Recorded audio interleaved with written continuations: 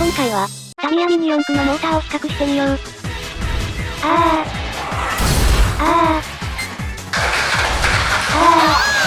こんなんでうまくいくんでしょうか？ピンポーン。本動画は高画質でお楽しみいただけます。画質の設定を変更して、見てね。やっぱり一回測定してみるかな。何やってるんですかさっきから？前回のソニックとマグナムの差をね、なんとかなくせないかなと思ってさ。動画始まってますよ。そうだね。ってことで、こんにちは。見たいものを作る企画、通りすがりの助手 F1 です。もう、またそれだ。はい？何か問題でも？あるよ、ある。問題終わり食いだよ。これ動画のオープニングだよ。ここは挨拶しようよ。自己紹介って基本でしょ？必要ですか？なんで？僕と君がメインのシリーズなんだよ。初耳ですが。というかメインは F1 さんでは？違うよ。メインは、君と僕、いい？だから挨拶をする。ほら、早く。いや、そもそも。なんよ？私の声は、主任さんや普通の人には認識できないんですが。大丈夫。僕には認識できてるし、そもそも前回の動画だって、君が僕の認識を再構築して作ってたでしょ？だから問題なしなの。そういうのも含めての私なのか。相変わらず凝ったことが好きな人だな。いいから、テイク2いくよ。せーの、こんにちは。見たいものを作る企画、通りすがりの助手 F1 です。こんにちは。見たいものを作る企画、メインフレーム、キャプテンサードです。硬いよ。それと何？サードって？泥棒かなんかなの？私は、キャプテン竹の名を冠したマシンをもとに、再構築されたマシンの3代目なので、サードなんですよ。そうなんだ。自作 PC って言うんだっけ？そういえばたまに主任さんが整備とバックアップ、とか言ってケースを開けてあれこれとパーツやらを付け替えてたね。ケチな主任さんらしいな。いや、そういうものじゃないんですけどね。令和の時代じゃ、自作 PC ってロストテクノロジーだよね。それについては否定しませんが、キャプテンサードか。それ、呼びにくそうなんだよね。名称は、名称なので。C3。頭文字を取って、C3、どう？僕の F1 ってのと C3 って収まり良くない？収まりの問題ですか？コモンスキル、ネームせずイットセルフオールを獲得しました。まあ、それで良いならそれで構いません。そう？ならそれで行こうよ。よろしくね、C3。よ。それで、今回は何の実験をやるんですか？前回は、レッツ&ゴーをやりたくて2台作って主任さんに改造させて、塗装までさせたのに、1台、しか、使わないストロングスタイルでしたっけ？そう言わないでよ。今回は、ちゃんと、君のマグナムも使うつもりなんだから。てか今回は、C3 のマグナムがメインなんだから。別に無理して使わなくても良いですよ。あれは喜んでるのかな？何か？じゃあ、早速計画の説明をしよう。今回は、モーターを比較してみようと思う。それで？ノリが悪いよ。C3、ミニ四駆のエンジン、最重要グレードアップパーツのモーター比較だよ。散々パラヨソ様のところで擦られたネタでしょ。それ？やる必要ありますか？そう言わんと、うちには君がいるんだから、めっちゃいい動画になるよ。そうやって、無駄にハードルを上げたがる。良くないですよ、そういうの。まあ、聞いてよ。そんでね、前回のソニックとマグナムの、この差、って何だったのかずっと気になってたんだよ。ふむ。そもそもシャーシはすぐみで、ボディの重さはほぼ一緒。グリスだって、ブレークインとかだってサボってないし、むしろなんでこんな差がついたのかすっごい不思議なんだよ。ふむ。ってことでさ、思い当たったのが、モーター、と、電池。なるほど。マシンの個体差が出るといえば、確かにそこなんでしょうね。でしょう？でこれだ。Geary the RPM checker。モーターの回転数を周波数で測定するアプリ。いつものやつですね。そう。で、まずこうやって、モーターをチェックするわけだ。まず、ソニック。次に、マグナム。なるほど。FA130 の交渉値は9900から13800rpm。rpm とは、ローテーション、パー、ミニッツの略で、1分ごとの回転数のこと。r パーミニッツなどとも表記される。で3つの測定値を平均すると、ソニックの方が 10% ほどよく回るモーターであると言いたいわけですね。That's right。これが速度差の原因であると仮定するの。それで？そうするとこの、回転数、が鍵になるわけじゃん。そうですね。じゃ、公式の提唱するこっちのパラメーターは？パワー、トルク、ですか？そう、それ、気にならない？なるほど。確かに、それは良さそうな視点では？脱走？でもさ、トルクとは、ある軸を中心に物体を回転させる力、つまり、ねじり力、や、回す力、を指します。車のエンジンやモーターなど、回転する機械の性能を表す重要な指標の一つです。例として、自転車のペダルを漕ぐとき、軸に働くねじり力がトルクです。力学的に、物体に回転を生じさせる力の大きさを示す量のことを力のモーメントと言います。その力のモーメントの中でも、固定された回転軸の周りに働くモーメントをトルクと呼びます。物体の回転軸からの距離と、その点に働く力の大きさ、そして力の方向から計算されます。式にするとこんな感じ。ねじゃないが。つまりさ、わかんないの。難しいの。パッとわかんないじゃんこれ。まあ、確かにそうですね。主任さんとかもそうだけどマシンを思うように走らせたいんだから、ふわっとで良いから、こういうのをわかるようにしたいの。こっちはミニ四駆を走らせたいんだよ。なるほど。公式の提唱するパラメーターだし、違いが多少でもわかればそれを利用したいと。そう、そういうやつだよ。なるほど。この企画のコンセプトには合ってますね。でね、計測値と実際の走行の様子を比較しようってわけ。C3 がいたらできるじゃん。数字には出ないような比較がさ。なるほど。確かに、よそ様のところじゃあんまり見ない感じですね。だっしょ？ってことで、今回は、モーター比較ってわけ。これを全部ですか？とか言った意味言ってません。そう、これに、交渉値を表示して。それからで新品のモーターを買ってきて、と。ほとんど全種類買ってきてる。もう、持ってるモーターだってあるでしょ？安くないでしょそれ？大丈夫。まあ、プラズマダッシュだけは手に入らなかったけどさ、ちゃんと全部使うから大丈夫。腕に不安しかないんですが。じゃ、同じように測定した数字と交渉値を一覧にして。こんな感じですか？ありがとう。いい感じだね。じゃ、早速走らせて比較しようよ。マシンはもちろん、マグナムね。このまんま行くんですか？もちろん、使うコースは、これ。見たいものを作る企画専用テストコース。Oval 1. じゃ、早速、ノーマルとレブチューンで比較しよう。Ghost mode, active. Tracking mode, active. 時間軸を自動補正、タイミングをそちらに。いつでもどうぞ。あれなんか。ストップ。なんで原因は多分2つ。ここでローラーらしきものが脱落。こちらにも何か落ちて、それを巻き込んでの大回転。はい、見事にフロントローラーが、もげてるわけですが何か言いたいこと。ごめんちゃい。だってさ、初級用のレブチューンモーターで行くとか思わないじゃん。またそういう雑なことを言う。計測値的には、20% も回転数が向上してるんですよ。ミニ四駆舐めちゃダメですよ。しょっぱなでローラー穴、ガバガバにしちゃってるし。大丈夫。次はきっとうまくやるから。コモンスキル。テイクイットイージーを獲得しました。まあ、一度や二度のトラブルは想定範囲内ですけどね。ってことで、さすがに無解像度ノーマルマシンジャムリっぽいのでフロントにグレードアップパーツの弓型 FRP バンパーとキット付属のリアステーつけました。最初からそれでいけばよかったのに。ほら、元のローラー穴とは違う場所で固定できてるから、実質初回です。また、そういう言い方をする。それで、前のデータはもちろん、取り直しで。今度は、ノーマルと、レブチューンと、アトミックチューン、と、トルクチューン、と、ライトダッシュもまとめてよろしく。Ghost mode, tracking mode, それ active. じゃあ。強いね後で分析しようね。やっぱり5つもあると見づらいね。やらせた本人がそれを言う理不尽。良いデータが取れたね。聞いてないし。じゃあ、次はモーターのグレードを上げて、ハイパーダッシュだね。なんか明らかに音が凶悪になってるんですが。大丈夫。きっと、とか言ったか今なんかすごい不安なんですが、一応テスト走行してみてはそうだね。君のマグナムだしね。丁寧にやろうね。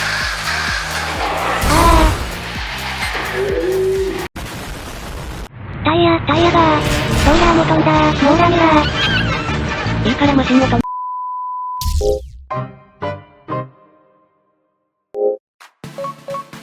ほんとひどい目にあったよ。舐めてたわ、ダッシュ。あたり一面にぶつかるし、見たことない色のホコリとかクモの巣とかついてたし、自業自得です。マシンへの愛と配慮が足りないのでは？ごめんて。まず、外れたタイヤをなんとかしましょうか。そうだね。両面テープとかで接着して良いよね。そうですね。あと、できれば、両面テープをこういう形で切っておくと良いと思いますよ。なるほどね。重なるとデコボコしちゃいそうだもんね。それでいこう。それでね。はい。フロントローラーの踏ん張りが効いてないと思うんだ。まあ、そうでしょうね。ってことでこれを使ってみよう。13ミリの2段プラローラー。ほう、良さそうですね。合唱？じゃあ。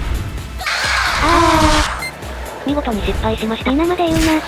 僕のスノーホワイトを持ってきて、これの 12mm、13mm 2段アルミを移植する。お互いバーツで攻める。そんな安易な。あれですか？ミニ四駆の合成耐久試験でしたっけ？もう、ここまで言うこと聞かなくなるなんて思わないじゃん。はいこれ。上級者向け。ね、じゃないよ。もう、やっぱりダッシュ系のモーターってコントロールするだけでもすごいんだね。でしょうね。取れたデータだけで比較しましょうか。そうもいかないんだよ。そうですか？いずれ僕だってこれを制御して公式レースとか出たいんだからさ、これでできませんは、ないんだよ。コモンスキル、ブービートップを獲得しました。では、これを使ったらどうですか？ローラー角度調整プレートってやつです。これでスラスト角をいじるんですよ。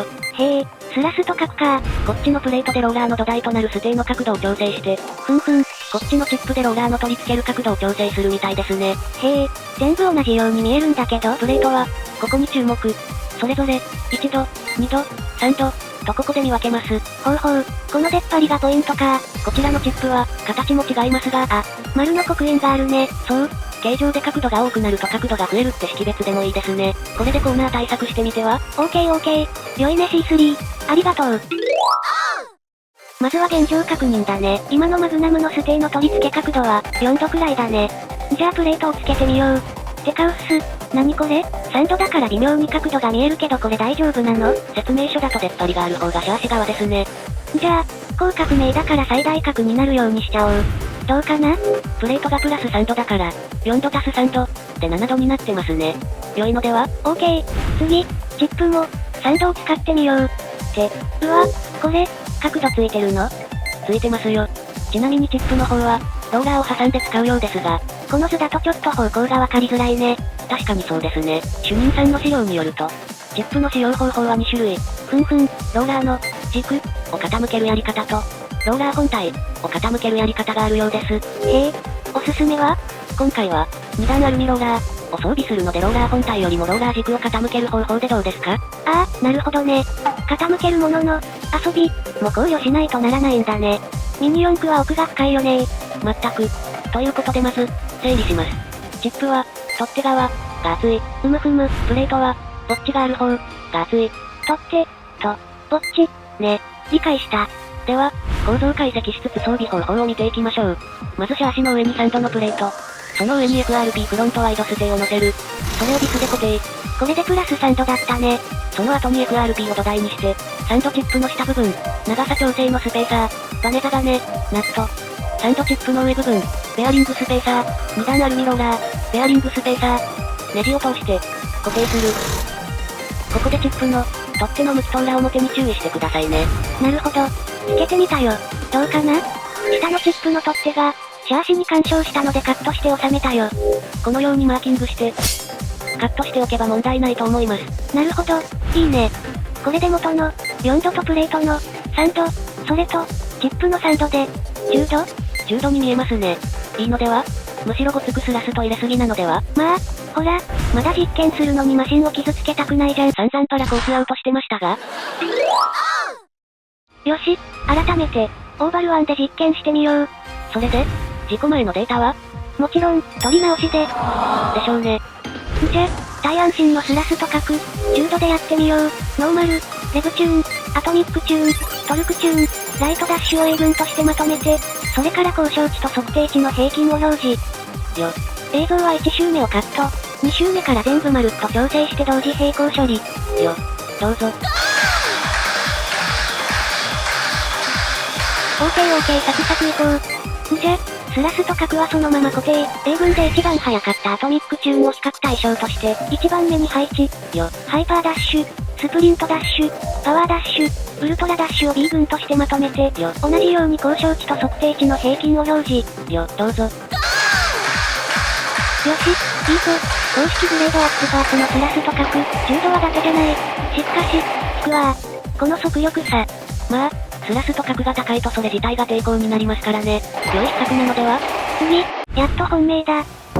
動画の収益で主任さんが手に入れた、バンクアプローチセクション、レッド。通称20度バンク。ほう、元を取るのが大変そうな買い物ですね。そういう主任さんみたいなこと言わないでよ。主任さんは、これで別企画をやるって言ってたからデータ取ってあげて。これでどうですか？多分いいんじゃないかな。そのデータは後でレポートに添付してあげてね。よ。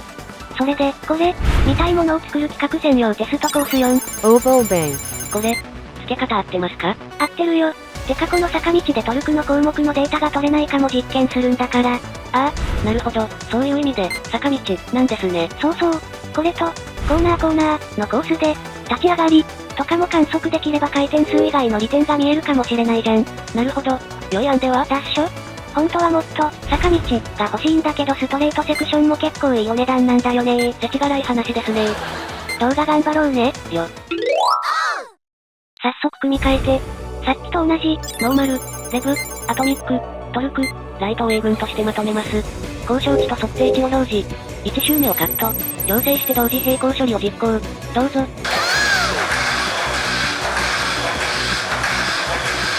坂道だけの比較は後に回して、取れるだけデータを取っちゃおう。よ。英文で一番有速だったアトミックチューンを比較対象にして、次にハイパー、スプリント、パワー、ウルトラのデータを追加して B 群へ、他の処理は同様にします。どうぞ。言葉も怖いよね。ダッシュ系ってほんと上級者向けなんだな。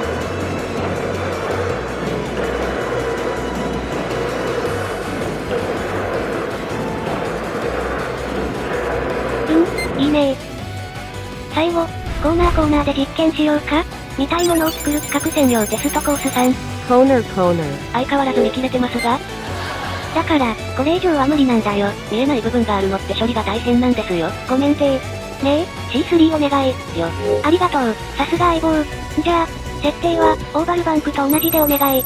よ。それでは、英文から。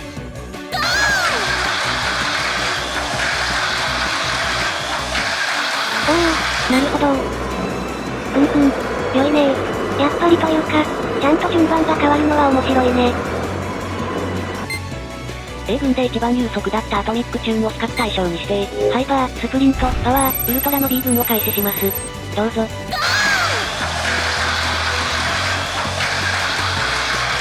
っぱりというか、モーターの特性がちゃんと出てるよね。そうですね。ホームコースレベルで差が出るくらいにはタミヤのモーターはそれぞれに特性を持たされていると思います。タミヤ脅威の技術力だね。結果を一覧にしてみてよ。まず、オーバル1。ちゃんとスピード系が前っぽい感じだね。そうですね。ウルトラダッシュは逆に力を発揮できてない感じですね。なるほど。次にオーバルバンク。今度はトルク系が前っぽいね。いいんじゃないかな。割と面白い順位ですね。最後にコーナー。アトミックチューンの優秀さが光るね。オーバルバンクとは違った並びが興味深いですね。そうだね。加速とパワーは別要因なのかもね。これでモーター別のデータが揃いましたね。良いね。あとは君が時間軸をいじれば比較も割と簡単にできるもんね。簡単じゃないですけど、ある程度はできると思いますよ。それじゃあ、結果をまとめて費用計算も含めて主任さんに送っといて。あのモーター全部もですか？当然、予備ってのは、あらかじめ備えるってことだから。またそういうそれっぽいことを言う？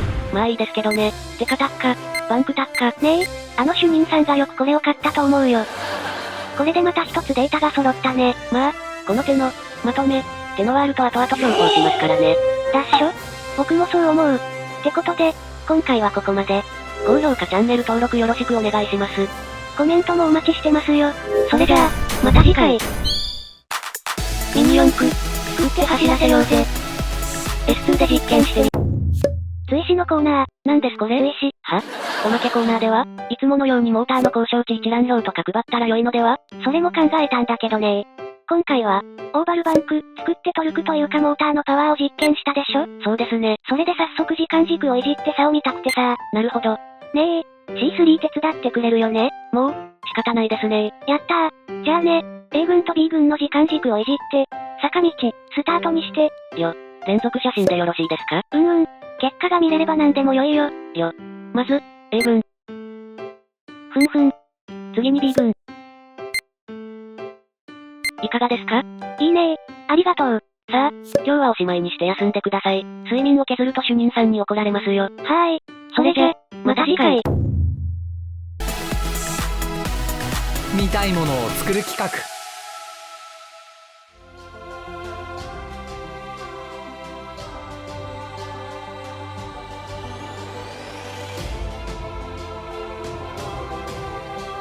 ご視聴ありがとうございました。高評価、チャンネル登録をお願いします。それじゃあ、また次回。